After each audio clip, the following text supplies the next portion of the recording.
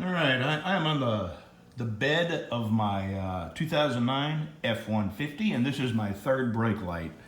And what I have, excuse me, what I have is rain leaking around the gasket on this thing.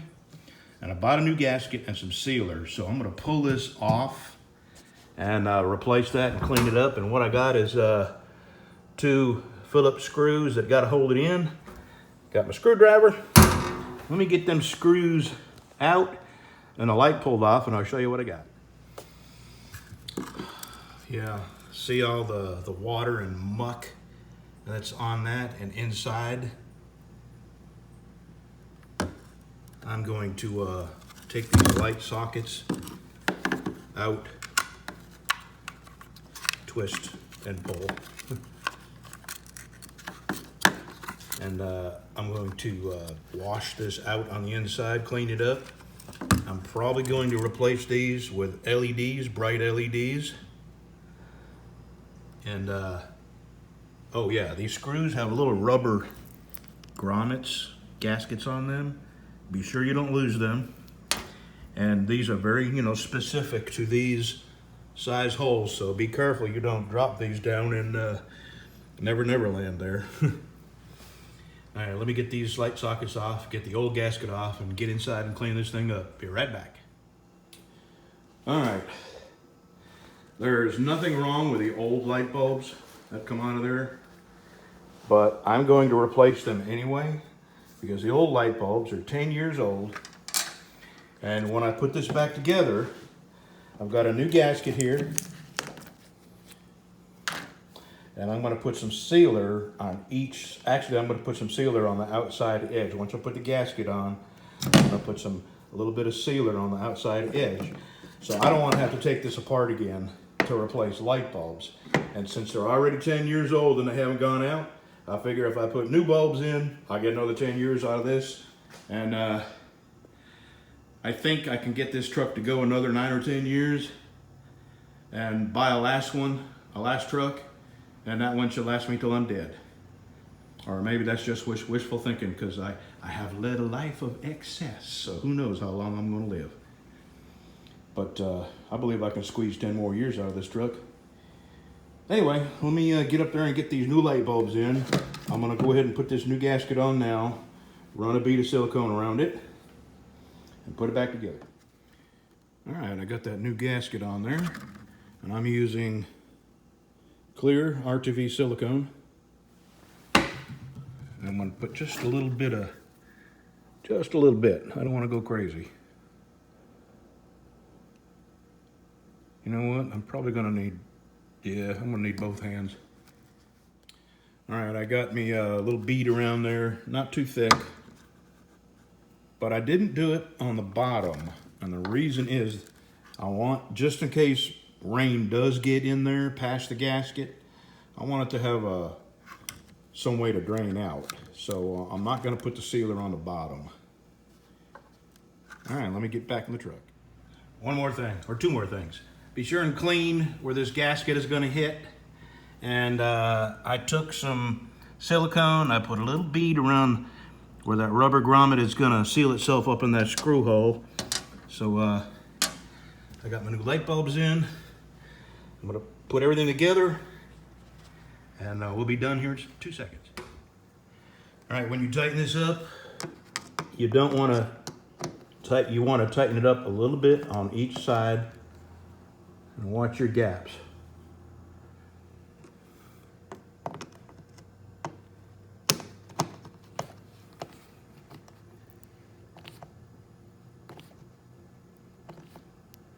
I'll tell you what I'm going to do. I've got it fairly snug.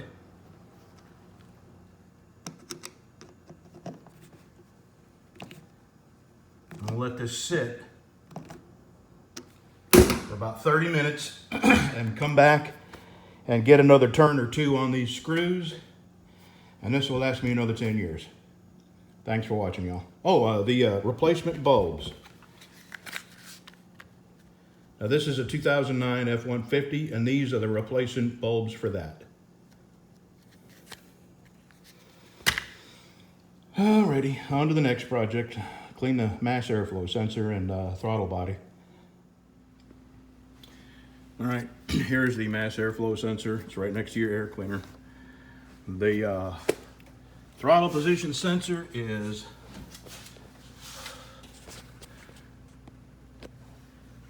right there, the black below the gray connector. That is the throttle body. And I'm not going to clean the throttle body today. I decided I'm going to go ahead and replace the throttle position sensor, and here's why. I have, it's not idling right, and when I accelerate, it's a little jumpy, and that's a real clear indication that the throttle position sensor is sticking, and the butterfly valve may be sticking. So I'm going to take care of both of them at the same time. Like I say, it's 10 years old. I got, what, 104,000 miles on it, and I'm going to go ahead and replace it just because I'm going to be in there. So right now, I'm taking the mass airflow sensor off. I've already put a new air breather in it. And these are Torx 15. There's one. Number 15 Torx. Right? Yeah, 15. And I'll get it off and show you what it looks like.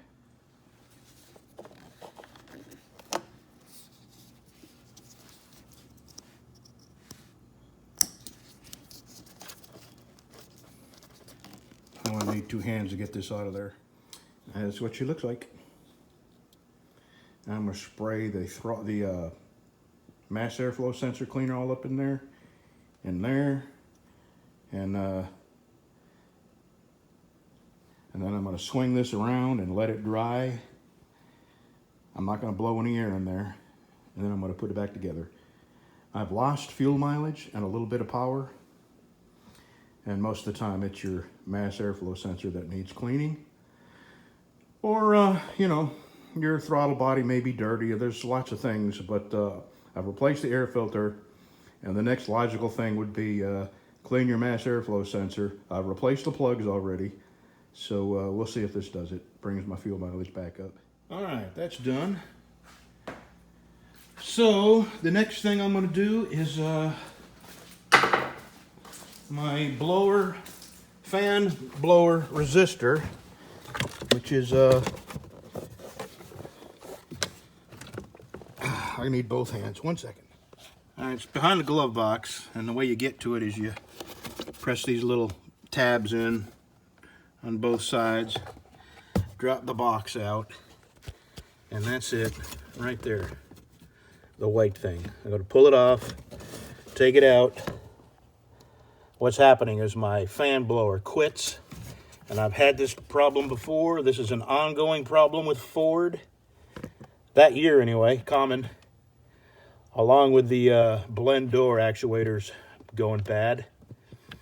And what I did before, I'm going to have to do again. So let me get this out of there. I believe that's either 8 or a 10 millimeter. Be right back. All right, I got the screws out. I didn't record that because I didn't want you to hear the foul language that is required to get them screws out. So let me reach my big fat hands up under here. And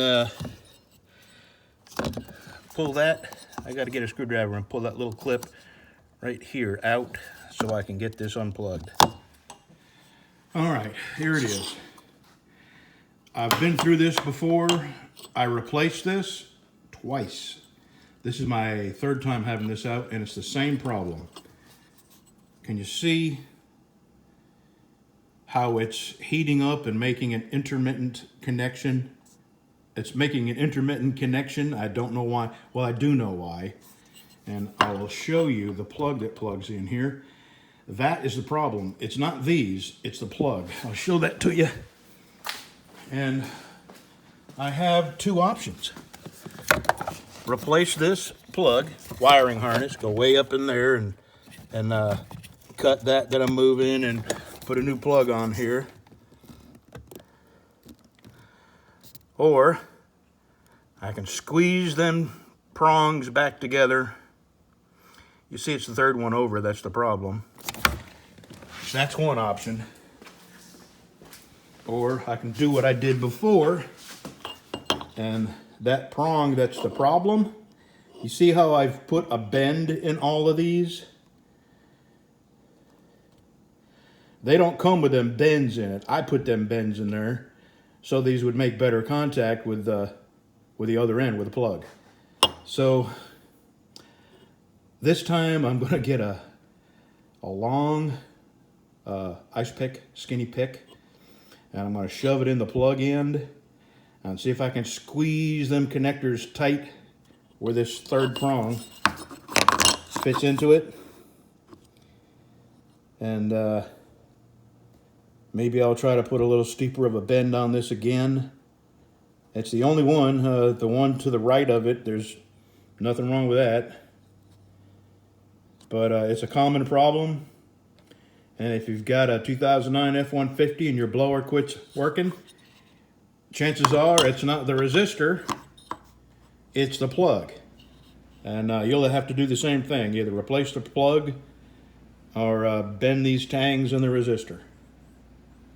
All right, let me put a little bend on these. I got my needle nose pliers here, and then I'm gonna take an ice pick. I gotta find one first. I'm not at home, so I don't have my tools. I'll find something to shove up in there to make better contact. Maybe I may take a paper clip and shove it behind it.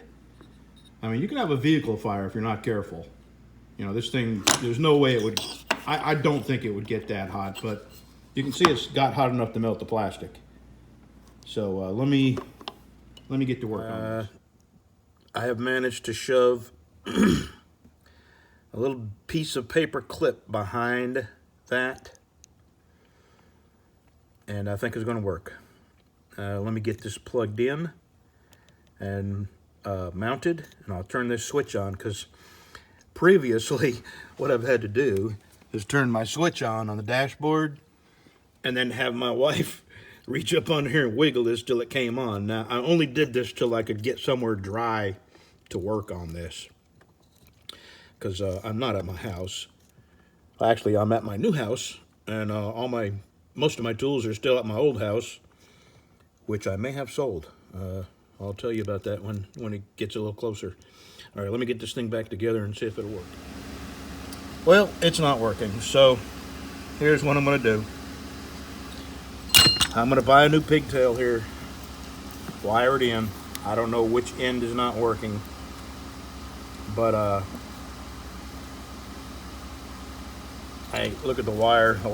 This has happened so much that the wire is burned. And so I'm just gonna buy a new pigtail, wire it in. I do have my electrical kit here with me. And I'm gonna buy another blower motor resistor. Who knows, it might be burned out down inside there. And go back to square one with this thing. Pain in the neck. I'll tell you, the things that are wrong with Ford are just freaking ridiculous, man. Over and over and over, you know, you replace the same thing over and over and over and fix the same thing. Like the blend door actuator, which is, I did a video. It is so, you have to take so much of your dashboard apart to get to it. It is just ridiculous. And that was the top one. The bottom one, you got to pull the console out, the whole dashboard. I mean, it's just crazy. They've made it, you know, things that are likely to go bad, they have just absolutely buried back in there. Well, that's it for this video. When I get this part, when I get the pigtail and the new blower resistor, I'll do a video.